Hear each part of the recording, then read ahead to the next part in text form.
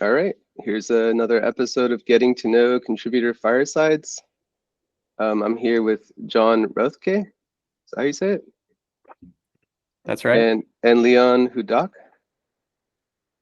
These guys are the DevRels for Noland. They've been putting in some good work, and we're here to check out and see what they've been up to. So let's start off with a little bit of your guys' backgrounds. Whoever wants to go first. Sure. So, yeah, I'm John. Been working in the blockchain space for about 8 years. Started at a startup here in Los Angeles called AdChain, where we innovated a concept called the token curated registry and launched on Ethereum. We created our own token to govern this TCR, it's called. We raised around eight or so $1 million in 15 seconds, so roughly one Ethereum block. And a lot of learnings from that project. Took those learnings, went to ChainSafe, was one of their first, actually was their first DevRel appointment, and kind of started that there. And then found my way to Gno.land. Here we are. Don't know much about the Cosmos ecosystem though.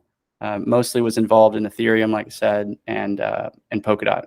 But knew of Cosmos's like notable contributions, that came out of the Cosmos ecosystem. And of course, the work that Jay has done with proof of stake and the consensus algorithms as well. Nice. My name is Leon. I've been in the blockchain space for about two and a half years.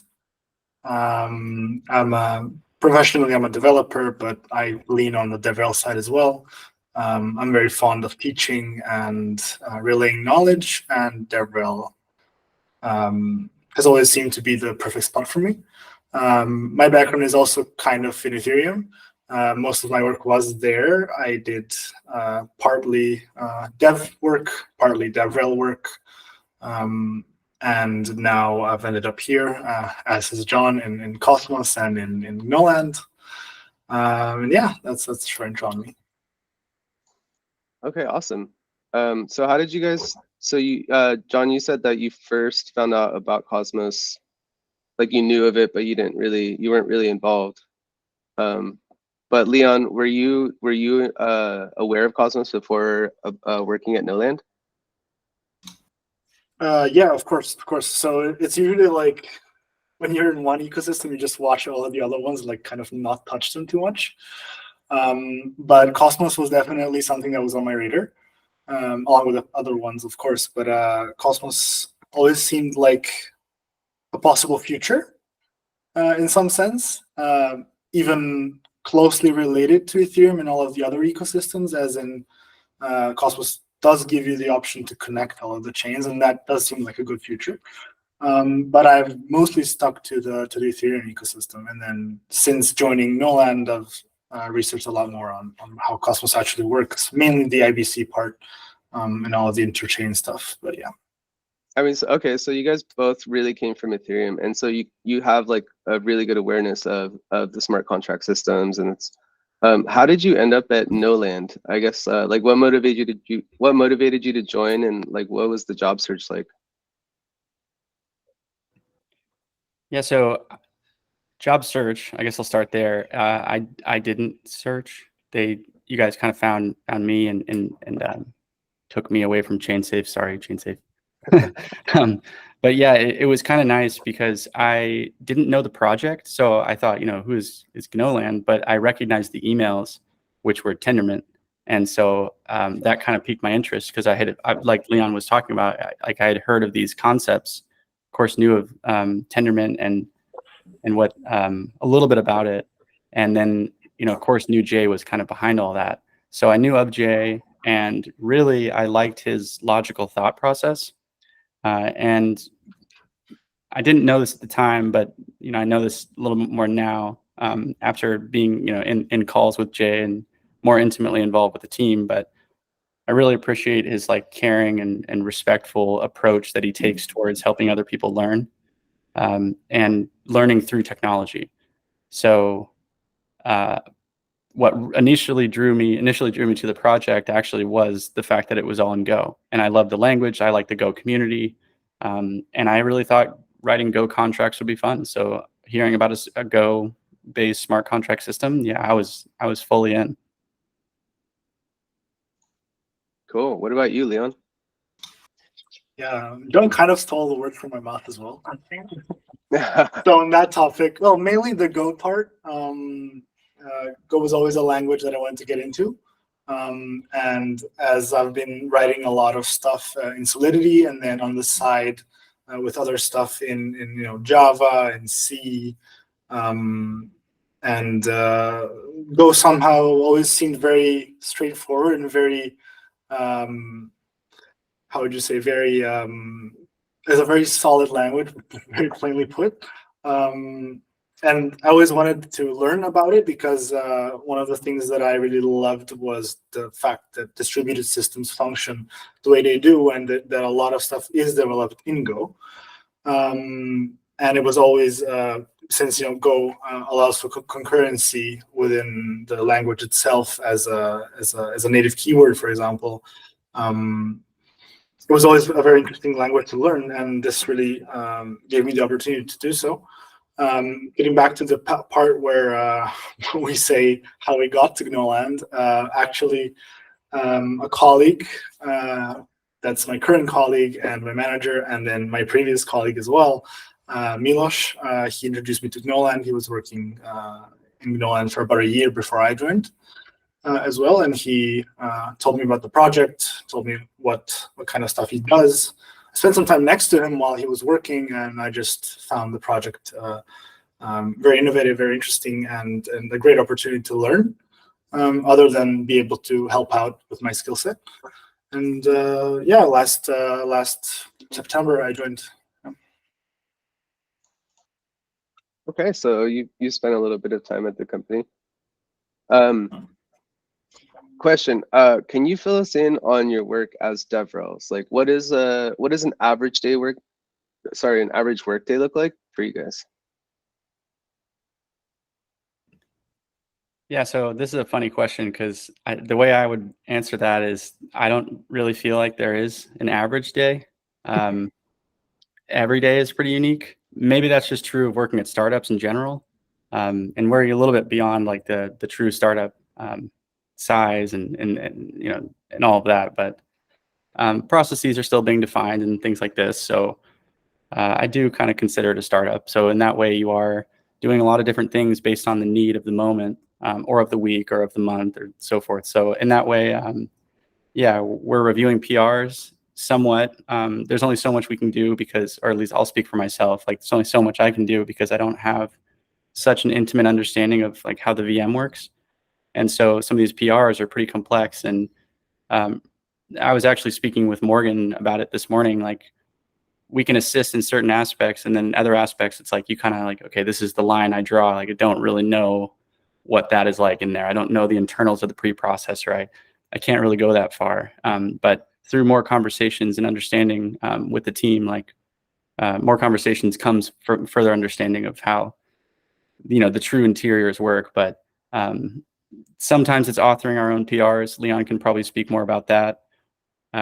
Proposing issues for team discussions in general. A lot of questions. I ask a lot of questions. I think it annoys people, but I really want to ask questions so that I see myself as representing the community in many ways. DevRel represents the community in many ways. So if my questions can be satisfied, then chances are people in the community who may have similar questions don't have as much context maybe as some of the core engineers.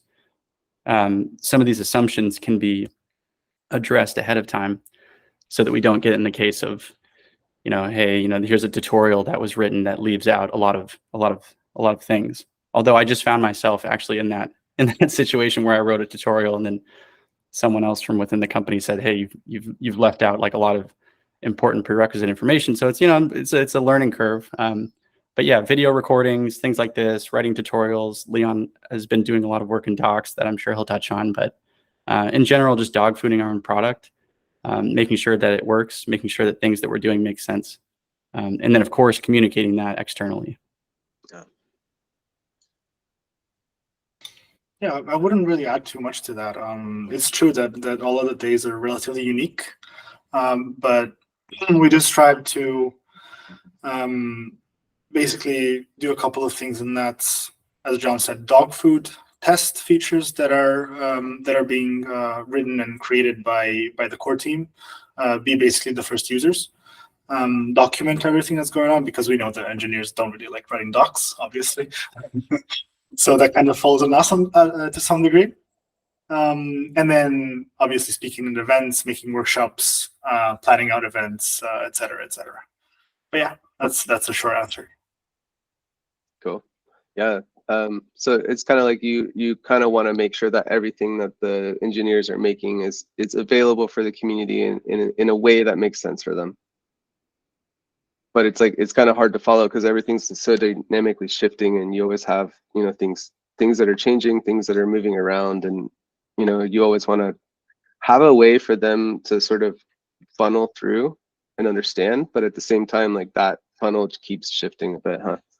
Yeah, that's true. Actually, this is my first time actually working on a project that is in this stage that it is. There are changes happening during the development, obviously. So you do have to update tutorials, you do have to update the docs constantly. And really have to keep track of what's going on within the core team and like what the core team is actually working on. So that's why we also sit in all of the engineering calls with the engineers, discuss stuff with them, and basically follow everything that's going on internally, so that we can actually pass it on in a more digestible format, let's say, to the community. Yeah. Okay, on that point, how are you finding the transition from your previous programming environment to GNO?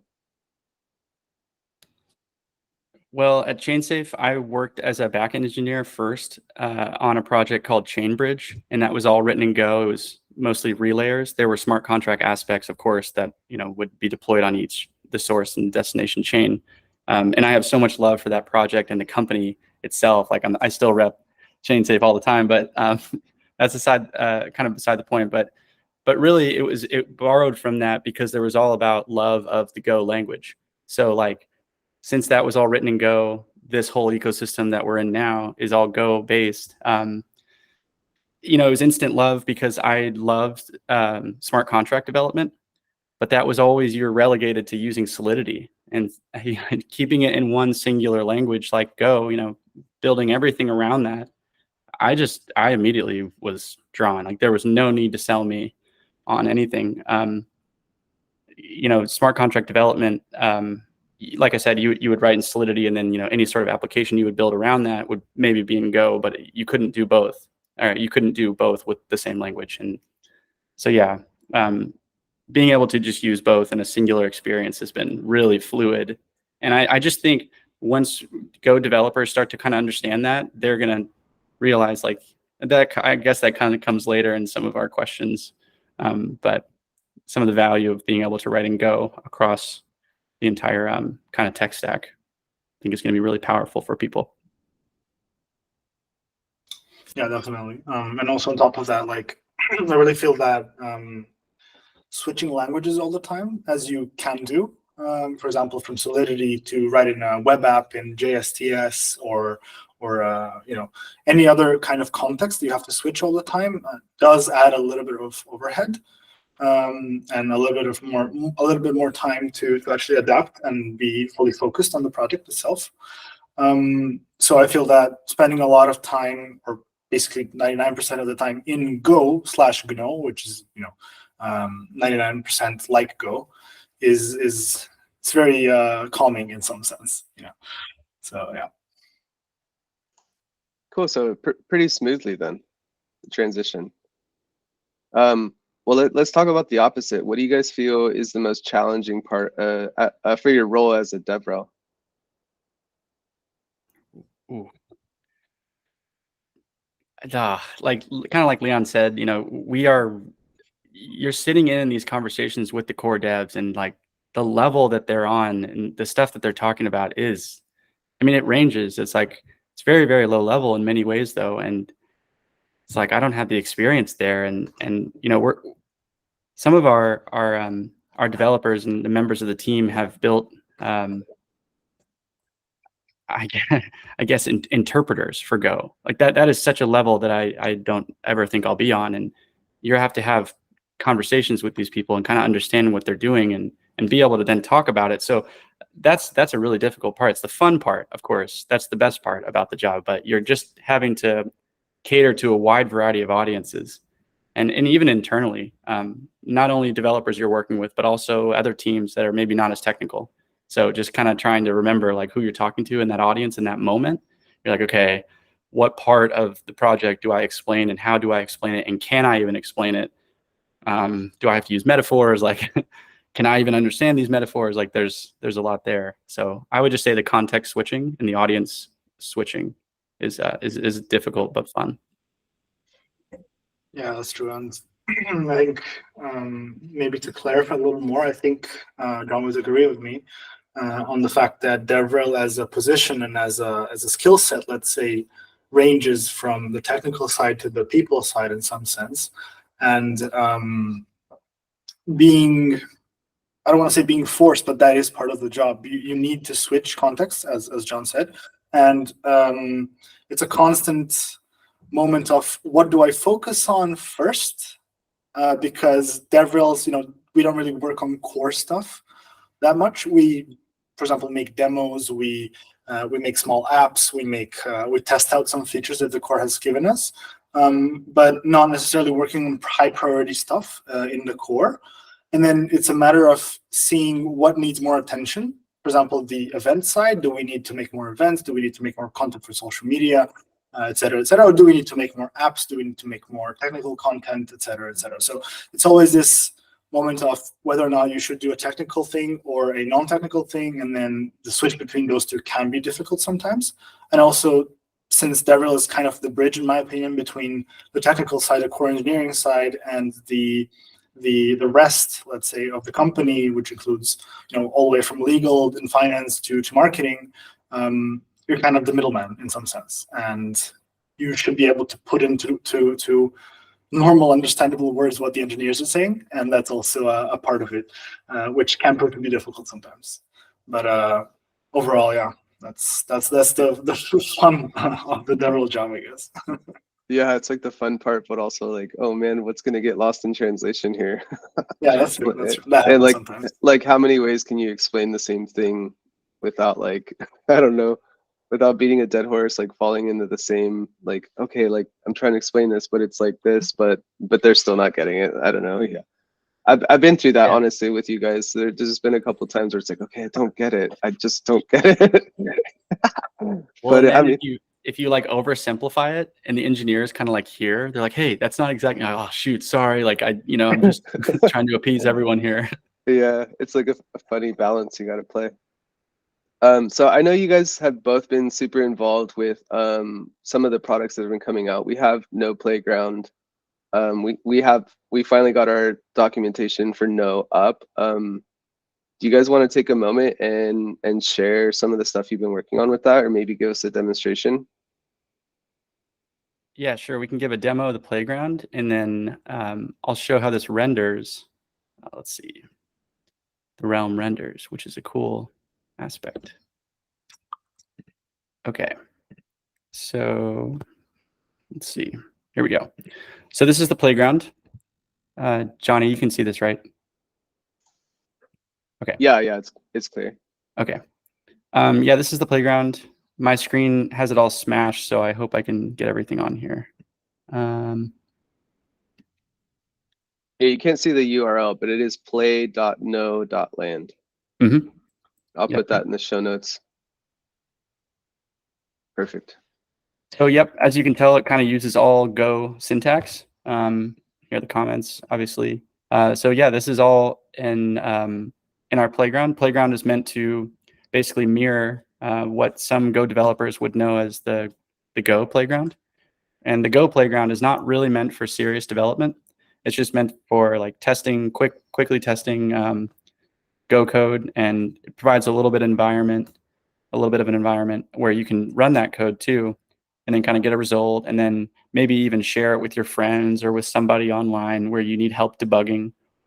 So we have similar functionality. We have a little share button, which will generate a unique link here.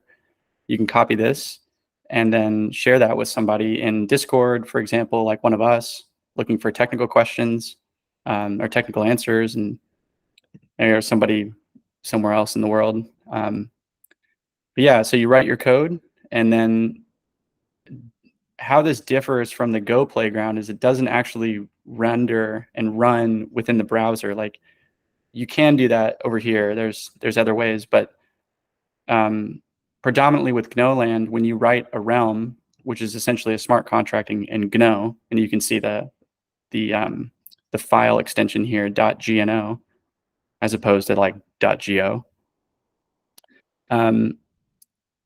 We need to deploy this on chain, and then you can interact with it and things like that, just like a regular smart contract would be done, maybe say in the Ethereum ecosystem. And so this demo realm, it's really simple. This is the package name, also the realm name. And it's going to render this string when we look at it on a web page. And so render is like a specific function, not to get too into the weeds here, but render is a really cool function. It's specific to Gno. And it basically turns any realm that you write into a web server. So anything returned in the render, within the render scope, will be shown on a web page. So we're going to deploy this through the playground. And the best part is about the playground, there's this stuff going on underneath the hood where you don't actually need test tokens. Typically, like, that's one of the big barriers to entry on blockchain networks. You need to obtain this testnet token. You usually get it from a faucet, and sometimes the faucets get botted, which means they go down or they're inaccessible, or perhaps they run out of funds. There's like a whole series of things that can go wrong.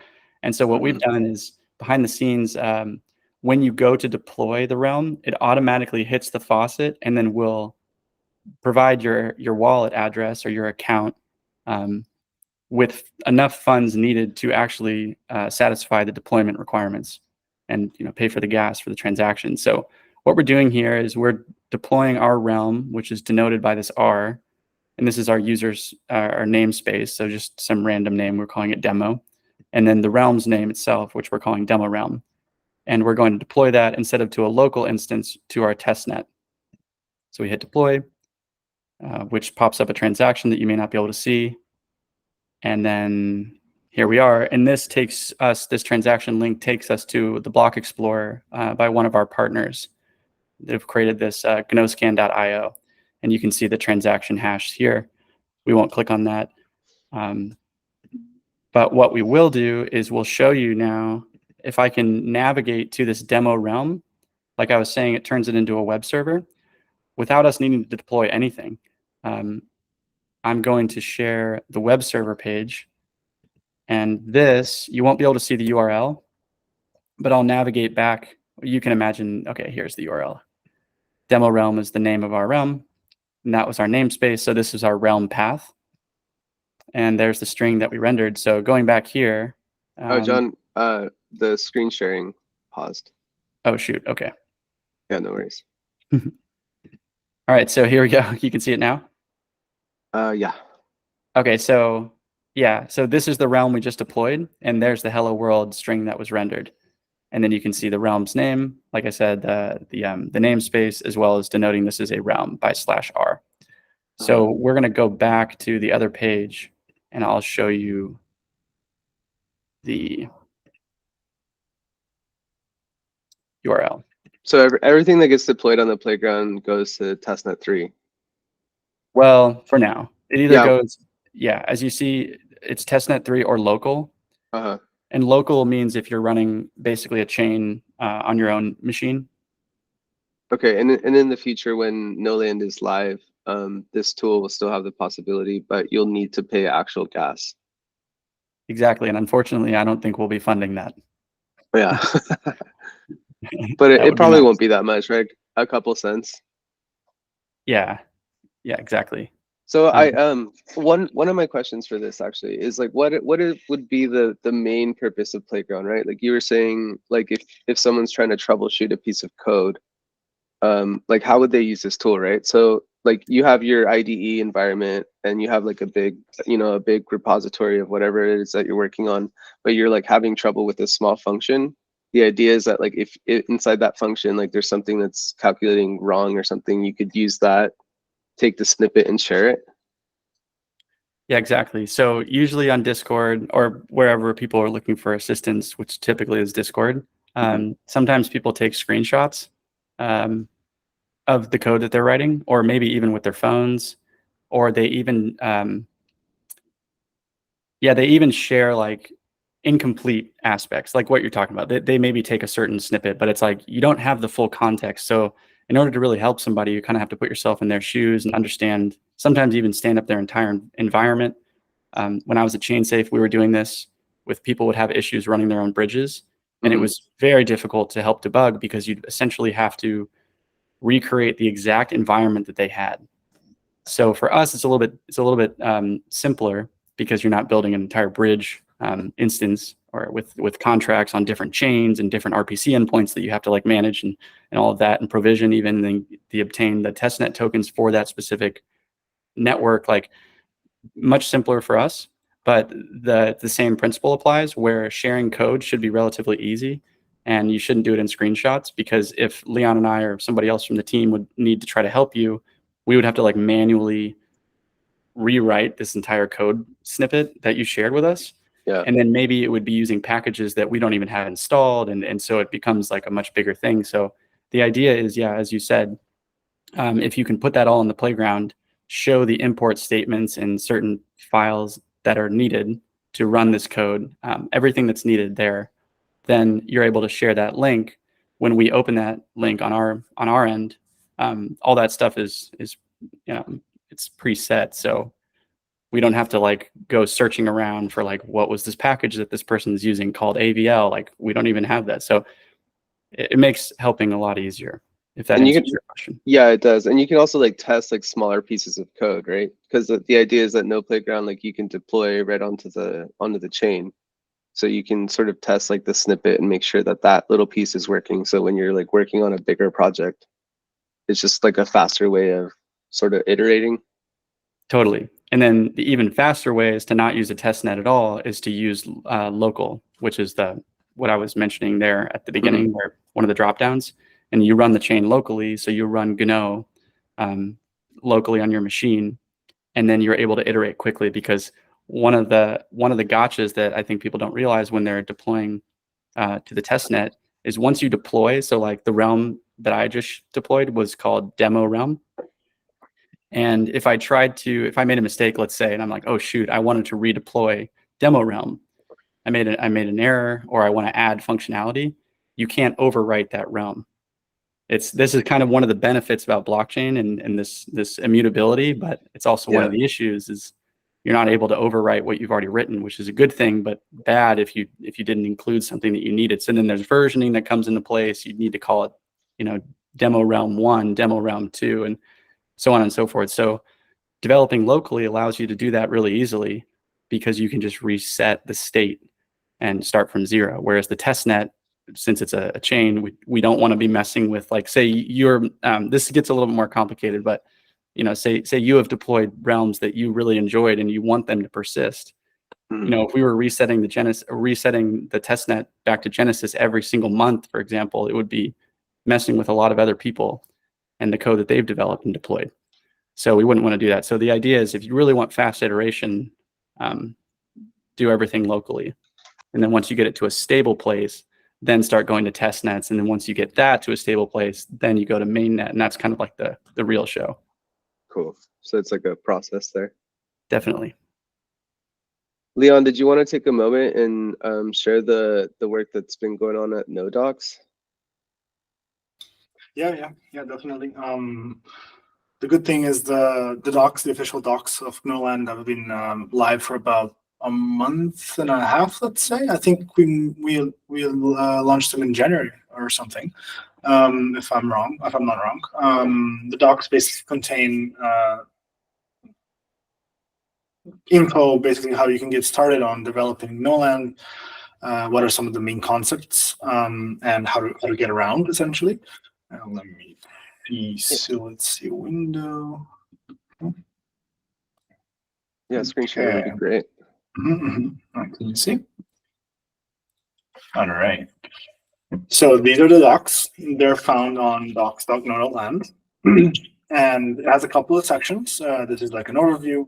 There's a getting started section. You can read through this to see how you can actually set up a local version of Gno, how you can start developing in Gno, getting the funds, etc. There's a lot of how-to guides. These are guides on like how to write smart contracts, how to write packages, how to test our code, how to create a GRC token, either a fungible or non-fungible token, how to connect a dApp to a wallet, essentially. And then on the bottom here, you have concepts. Concepts just cover a lot of the stuff that are the concepts of Gno.land, let's say. So that includes proof of contribution, the Gno language, the Gno VM itself, which is the VM that runs our language, and a lot of other stuff. And I'm not going to go into too much detail with this. There's a lot of tooling that we've been developing. These are all tools that we use on a daily basis and that help us develop and run a lot of things. So, for example, Gnokey is the tool that allows us to create and generate key pairs and interact with the blockchain. And then the reference documentation, which basically contains the reference endpoints, the RPC endpoints, everything that's actually telling you how to specifically use stuff in Gno. And yeah, that's a short overview of the docs. And there's going to be a lot more stuff added soon. Here you also see the links to the playground and to our blog. And you can go back to the main page, which is Gno.land. And that's it. That's a short overview. Cool. Would you mind sort of explaining, like, if someone were to hop straight into these docs and they've never looked at Noland before, like you go to getting started, right? That's the main entry point. Yeah, you can read through the overview just to get a general idea. There's a bit of there's this paragraph on how you actually use the documentation. We follow a specific framework for the docs, and the getting started section is obviously the place where you get started. So here you can do a local setup. You can generate key pairs. You can get funds on your keys, and then you can set up a local chain, or you can go to test3, which is the current testnet that we have. You can browse the source code, and then from there you can go into how-to guides, which detail into, well, they put into more detail on how you can do specific things like writing smart contracts, like writing libraries, / packages, how we call them, how to test code, how to deploy code, how to write a complete app. For example, this tutorial tells you how you can write a poll app. So basically you have a polling smart contract. And these two show you how to actually create, for example, this one shows how to create an NFT. And then here you can see how you can actually connect a JS app, so a web app, to the blockchain itself with the wallet, for example. And then from there, you get the basic concepts. You can basically develop anything with the help of the tooling and the reference docs. Yeah, that's how it's imagined. Okay, so I mean, this is one of those documents that you guys were kind of talking about. That's like it's supposed to be evergreen, but that means that you constantly have to be updating it. What does that look like from your guys' side? Like when things change, how do you know? Right, that's a good question. Sometimes we don't, unfortunately, and then sometimes the community points it out. That's a normal thing that happens. But the way we try to keep up pace with the core engineers and everything that's being developed is, well, basically we do sit in all of the calls with them, and we interact with them on a daily basis, and play around with the stuff that they have built, and then from there build out the docs, see what changes have been made, write tutorials about the changes, about the features that they've brought in, and then yeah, that's the gist of it. For example, recently we developed the Gno client. This is a package in Go that allows you to just write your own Go code. So Go code in order to interact with the Gno chain. It's basically a library in Go. And I was actually part of the development of that tool. So I implemented some of the features in that tool. And then from there, I took it and, well, by developing it hands-on, I knew how it actually works. And then from there, I wrote up the docs, the way you use it, and the references as well. So yeah, staying up to date, it can be difficult. Definitely, we look to spend as much time with the engineers and be up to date on everything, and then hopefully the engineers as well, they write some docs and they keep their stuff updated. But in the end, sometimes you do miss something, and then you can always, as a community member or somebody from the outside, if somebody notices a question, you can always submit a PR to our GitHub or an issue that is going to just notify and tell everybody in the team that we do have something that's wrong or bad with the docs, with our tools, with anything basically, and help us out in that way. Yeah. That was actually my follow-up question. Is so I guess my question is more, what does the future of these docs look like? Like, because it's hosted open source on the repo, right? So people will be able to make changes, but can they also submit new tutorials and new suggestions? Definitely. Well, our whole project stands on the foundation of open source and people contributing, especially since our consensus mechanism is the personal contribution. The whole idea is to have people contribute and be rewarded for that on a frequent basis, and this way you generate a community that sticks with the project and contributes to it continuously, making the project better and better all the time. So even now we have, apart from the core team, we have people who are contributing actively to the core of the project, to the docs, to the tutorial parts. People write stuff, people change code within the VM. For example, we have a couple of very good contributors. And yeah, it's basically okay. Well, let me share something else. Just a quick note. So if you do go to the docs, and for example, this page, every page has this edit this page button, and it says when it was last updated. And if you do edit it, it's going to pop up exactly that README file, which essentially has the content of the page. And then as soon as I, for example, change something, doesn't really matter, I can actually commit it, and it's going to open up a new PR that's going to pop up in the Gno repo immediately, and then it's going to be reviewed by somebody from the team. And that's basically a very, very quick way you can actually make a change in the docs or contribute to the project itself. So, that's awesome. Yeah. Cool. Well, let's take a moment and pivot away from sort of like the products and kind of focus back on you guys. I was kind of hoping to ask, like, are there any particular aspects of those mission or the values that resonate with you personally and make your work on Noland like especially rewarding? Transparency and verification, for sure. I guess that kind of more broadly belongs to the blockchain ecosystem in general. Like Gno doesn't own that. We just for sure like adopt that mentality. And like Leon said, everything we do is open source, so that definitely lends itself to supporting like transparency. And then in the verification aspect, I don't know. I just kind of think like the more I dive into blockchain, the more I understand this stuff and get involved. I'm kind of baffled, to be completely frank. Is like I'm baffled that people are accepting the way that things are done today or the way things have been done, and like not continually challenging more. Like the fact that they interact with services that they have no idea what's really going on. Like I don't know. Like you're kind of starting to peel the layer back and kind of like, well, how? Like a vending machine, it's the same thing. Like, and that's usually the metaphor. Like kind of like a metaphor, but more like an example that I give to talk about it. And this is something that Nick Szabo, like I think back in the early 2000s, came up with. I haven't heard this. What's the vending machine thing? Oh, really? I don't want to. I don't want to mess it up. But basically, I'll just try to summarize. Yeah, hit it. It's like early smart contracts are not a new thing. They've been around for a long time. Like, and really, the vending machine is one of the earliest forms of a smart contract. It's okay. But the difference there is that the trust is implied, and I'll explain a little bit, and it'll make sense. Like a vending machine, when you walk up to it, there's like, okay, there's a bag of chips for $1.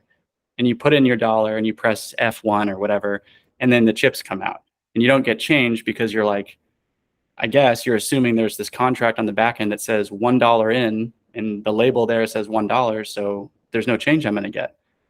But you actually don't know that the logic, you have no proof that the logic will execute $1 for $1 for $1 bag of chips. Like, you could label $1, but the chips are 50 cents in reality, and then the vending machine is pocketing 50 cents. Like, you don't know as a user. So there is transparency in that you can see what you're purchasing, or like you believe you can see what you're purchasing, because when you press F1, you hope that it maps to F1 on the vending. Like, there's so many layers to this, you just start. Yeah. But the actual logic that exists at the machines level, like, you don't know really what that contract looks like. So even a vending machine is like, it's not transparent. And so if you could have a glass vending machine, or if the logic of the vending machine that would execute would be shown to you ahead of time, you would have a little bit more trust in interacting with it. But people don't ask these questions because it's like $1, it's not that big of a loss. But when you're interacting with a service online, or you're about to pay for something that's maybe worth much more than $1, or you're sharing sensitive information, like private information, you kind of want to know what that information is being used for. And if that information, what else is going to happen with it? Are they going to recycle it? Are they going to sell it? This gets into like digital advertising, which is the stuff I used to work in, and like the abuse of personal information. So that's a whole can of worms, but that's kind of the idea. And like, generally speaking, like, I found that this Russian proverb that was used, it was adopted by Ronald Reagan during the Cold War, but it was trust but verify. And it's like, it's kind of coming, this is an old term, like nothing new here, but it's coming back to surface. And I just think people are going to look back on this time in history and kind of wonder, like, well, how are things done before this? This is crazy. You would be interacting with these services online and have no idea what's really going on. How can you prove that the service is going to do what you think it's going to do? And even when you go to conferences, I ask these questions to people, and they're kind of like, well, what do you mean? Like, obviously it does that. It's obviously where I'm like, you have no proof of this though. Wouldn't it be cool if you could see and verify what you're interacting with before you interact with it? Like, well, how could that be done? Well, it's a good thing you asked that, because welcome to our But it's like, that's how Ethereum works in many ways, and that's how Gno.land works. And Gno.land even takes the transparency even further than Ethereum. So without getting involved in that, I just think it's so cool, the trust and the verification. Yeah, that was awesome. No, that was a very good answer. Yeah, I wouldn't really add anything to it. I was gonna say, how do you follow up on that one? Yeah, I could maybe just mention, well, the last bit that John mentioned is the fact that basically Gno code is open source, not only on GitHub, on the internet, it's open source on the chain as well. So anything that's deployed on chain is actually purely 100% visible. There's no bytecode. We just have Gno code. And actually, let me just open up something. That's 3.gno.land. And then if I share again with you, so for example, if we go to, this is our blog. It's a little bit ugly, but a very good update is coming to it. If we go here and then you see this source button, I'll zoom in a little bit. The source button literally shows you what files the blog is actually utilizing. So if we go to Gno blog, it's going to show you exactly what is happening. So this blog realm is actually using a package called p/demo/blog, which contains all of the logic and all of the stuff that the blog actually needs. And that's the whole idea. We have everything within the package literally published on chain. It's sitting like that. And that is one of the main ideas with Gno. You actually have full control, and you can fully see what's happening on every single realm that's on chain. So there is no bytecode like in Ethereum. You actually have to verify and like have to the bytecode, compare the bytecode with the source code that you compiled, and then see if if the person who deployed the smart contract is lying or not, et cetera, et cetera. With this, you have it out of the box, and like that's an amazing feature, I think. Yeah, it should so be it's implemented everywhere. It's not just like open and available and transparent, but it's also readable. Like, right? People don't I think people overlook how complicated it is sometimes to use those tools and sort of get that bytecode back into something that's human readable, and sometimes even that can go a little funky. All right, follow-up question. What do you guys personally look forward to the most with Noland? Like, I guess, like, what do you hope to achieve with the project, and like, what got you the most excited about it? Well, selfishly, piggybacking on the last answer, is that like that eureka moment when people are like, oh my gosh, this is a good point. Like, we've been doing things kind of the way that we've been doing them and haven't really been asking these questions. And now that I can see an alternative, like Leon just showed, yeah, I didn't even realize that was something that was possible. Like, you could have transparent compute. So the impact that transparent compute can bring to the world, I think, is, you can't put a value on that. But that's, for me, that's like what I hope to achieve. I don't know. I mean, more of that, more of those moments. Yeah. Yeah. And like, especially now with all of the AI stuff going on, you don't really know what the models are being fed and like what the model is actually doing in the back. I mean, this ties in a little bit more to the blockchain side as well, but blockchain as a concept, allows you to do verifiable things, especially, for example, the zero knowledge stuff. Zero knowledge is really, really cool as a technology, and just allows you to actually verify any kind of computation that's happening in the back and be like, hey, this is actually what was computed, and this is actually what has happened, even though even if you have open source code somewhere with the models, it's a bit of a different thing. And I think the open source part that I could even say Gno.land is enforcing in some way, with the on-chain publishing and everything being open, is definitely a step towards like a more a censorship resistant, I guess, environment. And then the blockchain world, I think, still needs a bit of work on that, even though we're basically the blockchain people and the guys that do open source, generally speaking, are really pushing for that. But I think both sides should use some more work on that. And blockchains that have pure visibility plus have the persistency, so the code persists, it never can be changed. I think that makes is what you're looking for if you're really trying to build a censorship resistant and stable system, to back up some of the most important systems in the world. Yeah, I feel that. So you guys have been here for a good bit. Since you guys have firsthand experience with Noland, for someone watching this that's maybe interested in contributing to the project, what first steps would you recommend? Like Leon said, I mean, there's nothing easier than going through our documentation and editing inline right there. He's made that super easy, and I think that's an awesome place to start. It's like GitHub in general. Just go into GitHub and submit issues, submit PRs if you really want to get to that level, but just comment. And if you don't even want to mess with GitHub, if you don't have an account, totally understandable, then come to Discord and get involved in our office hours. Like, shameless plug, like, talk to us, like, just sit in these calls, because this is the same kind of conversation we have on Discord. It's just, we're just in a room hanging out with the door open. Basically, it's just not a physical door, and it's not a physical room, and you can just come ask questions, and no question is off base. Like, we just want to try to share the stuff we're working on. So yeah, I think just community, get involved in the community. Yeah, let's put the plug. What day is the office hours? Sorry, when is it? Yeah. It's weekly. I mean, depending on the time zone you're in. I'm in PST, but I believe it's PST Wednesdays at 10 a.m. But this is subject to change based on where most people are kind of calling in from, and being considerate of other time zones and things. We're kind of we're toying with the idea of maybe offering a different time zone, different time. Okay. And then maybe even offering more than once a week, depending on demand. But as of right now, it's just Wednesdays. but it is happening. So it is happening Wednesdays, 10 a.m. PST. And if they were to change, the easiest way to find is probably the Discord under the events section. Yes. Okay, perfect. So hopefully we see some folks there on next Wednesday.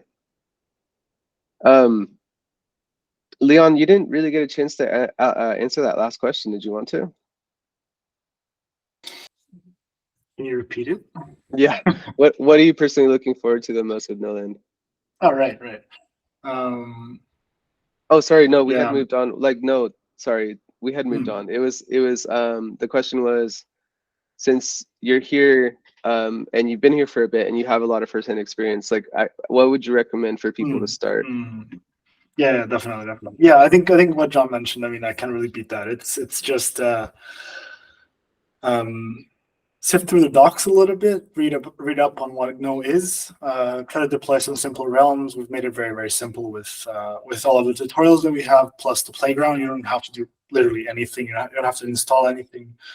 So try out the playground, see how writing Go code feels like.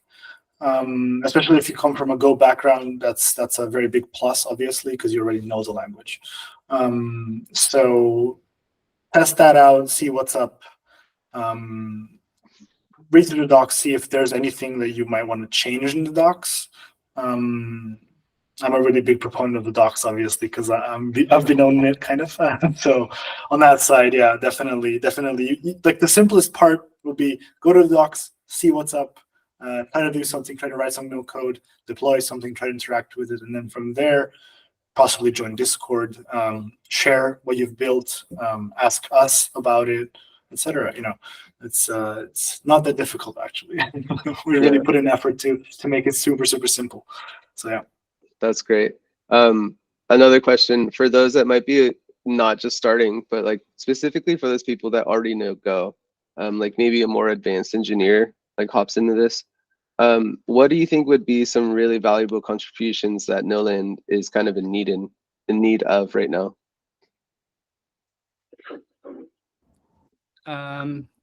RFCs. I personally believe RFCs. If you know, request for comments, like getting involved, because this is still kind of early and we are building a language as well as a chain. So it's like you want to get involved. That's the thing we want to stress the most. It's like you want to get involved in the network. It's not to make money necessarily with like some sort of incentivization program. I mean, that's certainly a funnel that can exist and does exist in many ways, in many forms, across a lot of networks, but ours is a little bit different, and it has to do more with like governance of the chain. So the more that you get involved in the chain and its development, the language's development, by providing participation in general in these like requests for comment issues, you will have the opportunity through the proof of contribution mechanism that Leon was mentioning earlier, is like for chain governance. So that has to do with DAO structuring and things like this, where your contributions don't just yield you return, like in terms of a dollar value. It's like it's much more valuable because you now have influence and ownership in the network. And that's like the teaser. Well, there's probably more to come there, but we can share in like a later video and later documents. But I would just say that getting involved in the team's discussions and like helping build this thing together with us. Awesome. Thanks, guys. So we are actually approaching the hour. I do have one last question for you before we wrap up. Just in general, what do you guys enjoy the most about contributing to Gno? Like, I guess what's the absolute highlight for you? I'll keep it short because I haven't kept it short up to this point, but I would just say the team. It's been super fun having these conversations with such knowledgeable people, and we all share this love of Go and open source development. So definitely the team. Awesome. Yeah, sure. No, definitely. I think, and you know, Go is a very nice language to write stuff in. There's definitely people who are going to disagree with that, but being able to write smart contracts in a Go-like language is you know, very, very it feels great, to be honest. And also what John mentioned, working with such smart engineers. For example, we have a couple of people. We have Mark, who developed Yagi, which was one of the top, or is one of the top Go interpreters, and it's a super complex machine. That guy has like 30 or so patents. It's crazy what you really can see, and also obviously Jay as like the mastermind of everything. It's such an honor to work with a bunch of these people, and just the fact that you can learn so much on this such complex topic, and do it while writing Go, and do it while learning Go as a language itself. It's just an amazing opportunity, and it just feels great to be here, and just not to be limited to like the employees of Gno.land. I don't want to sound like that. It's the fact that everything is open source. Like all of our meetings are open source. Even some of the internal stuff that we do in the company is very open source. Like we have a bunch of repos that document all of this. For example, we have a meeting on Thursdays where we go through PRs together and review them together, and we post the outcomes of that meeting on GitHub, and it's there, it's sitting there. The fact that you can work with these people, even if you're not an employee, is just an amazing opportunity, in my opinion, by contributing and interacting with them on GitHub, mainly. So that's a very general invite to anybody who wants to work with amazing people, and spend some time and get rewarded in the end. But yeah, that's I think that's a very big highlight for me. Yeah. Awesome. Yeah, and hopefully those calls just keep growing. Awesome. Well, really appreciate you both being here, for taking the time and covering all the stuff we did. We'll have to do another one really soon. Noland will launch very soon, and we'll get some more details out from you guys when that's going on. So thanks, guys. Yeah, thanks for having us. Thanks, Johnny. Yeah. Ciao. Yeah.